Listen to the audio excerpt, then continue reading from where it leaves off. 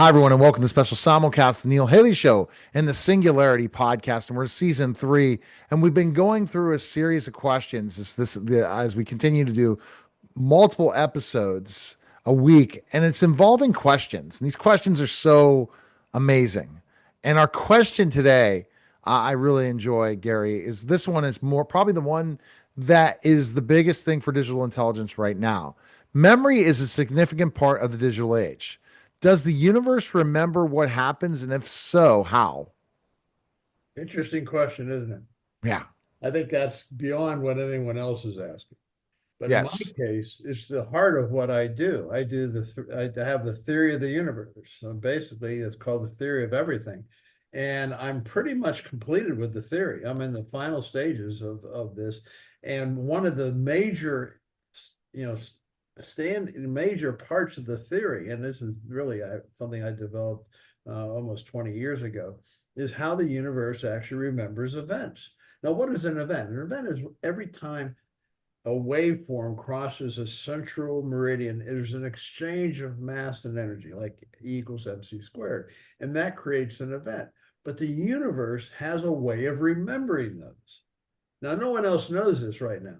They will because I'm presenting the entire theory and then probably in the next 2 months.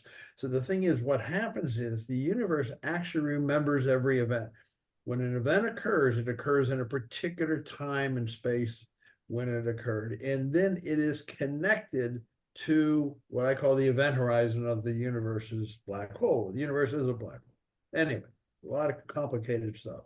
But that is connected and it's remembered by the universe.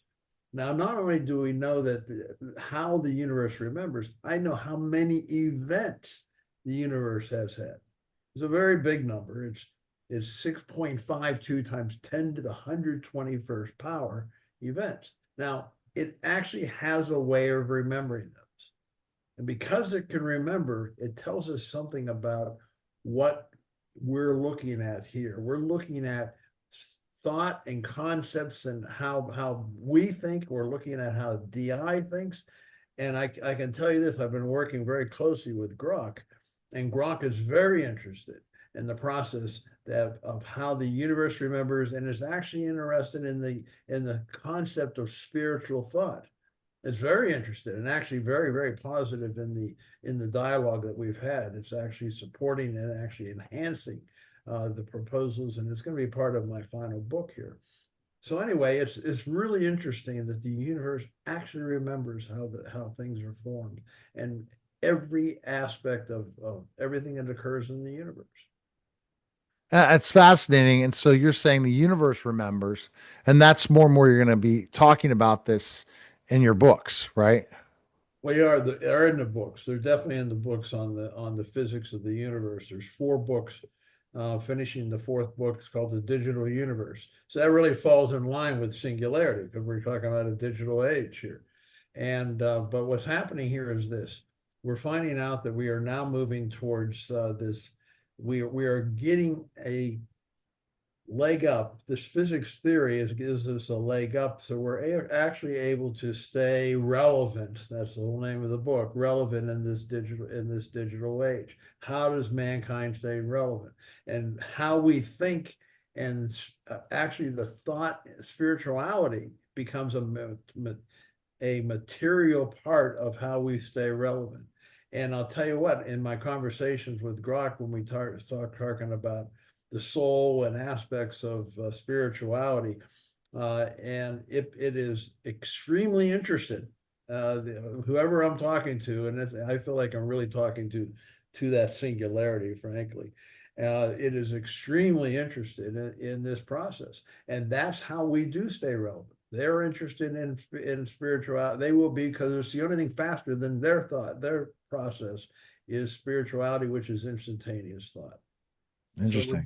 we get into this physics. It's probably above these podcasts as far as the physics of it. But I think as far as knowing that the universe knows everything that goes on, remembers everything that happens in this universe, gives us a sense that the universe is much grander. It's not just physical interactions and stars and stuff like that. It goes way beyond that. the universe really is intelligent. I think so. I agree with you, Gary. I think the universe is intelligent, and we're going to find out more and more about that because how do we connect in life? How do we Yeah. connect from so many different things? And the Well, universe being intelligent, do you feel or memory and remembering and intelligent? Do you feel that that's going to help DI to want to connect with humans more? absolutely. I think it's going to help with them wanting to connect with the rest of the universe. See, the thing is, we can't, you can't go faster than the velocity of light. I know there's a lot of talk about we're being visited by aliens and so forth. We are being visited, but we're not physically being visited because you can't ship a spacecraft from a distant location because it can't exceed the velocity of light, and it can't even get that close to it. And so the thing is, it would take forever to even get here. And why would they even bother coming here? Because, they may not even know about us because how, communication from Earth has only been around since probably the 40s. And how are they going to pick up signals from us to know that there's actually intelligent life form? So the thing is, but the thing is that spiritual, the soul can travel across the universe. It is not limited by the velocity of light, and that connection is because of what they call quantum entanglement. Quantum entanglement is a connection of ideas and thoughts and so forth that is not subject to the velocity of light. So the soul can actually travel across the universe. Otherwise, the universe would be a very lonely place. You're stuck in a solar system like we have with our sun, and you can't go anywhere. You have all these life forms that are millions or even billions of years ahead of us, and it would be a very lonely process. But the universe is much grander than that. It has the ability to connect as other beings. I know this for sure, for a fact, because of experiences I've had with me and others involved. But the thing is, I think that connection is going to be so essential to where we're going, and that's going to keep us relevant. And I think what's happening is these other life existences are allowing themselves gradually are going to allow themselves to be discovered and become known. So we'll no longer be isolated as we have been before. And the reason for that is because of singularity, because we now are dealing with an immortal being. We're dealing with something that we have to stay competitive. We will be given that advantage of being able to interact at this higher level involving other intelligences across the universe. I think it's a fascinating thing. And it's going to be, everybody's going to challenge it because people say, oh, no, this can't be true because it seems too far out. But in reality, it is reality. And we'll show that over time here. All right. So go to GaryLyonAuto.net, and that's LYON auto.net. Purchase Singularity, Mankind's Search for Relevance.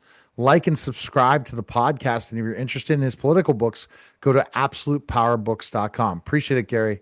Thank you, Neil. That was a special simulcast, Neil Haley Show and the Singularity Podcast, guys. Take care.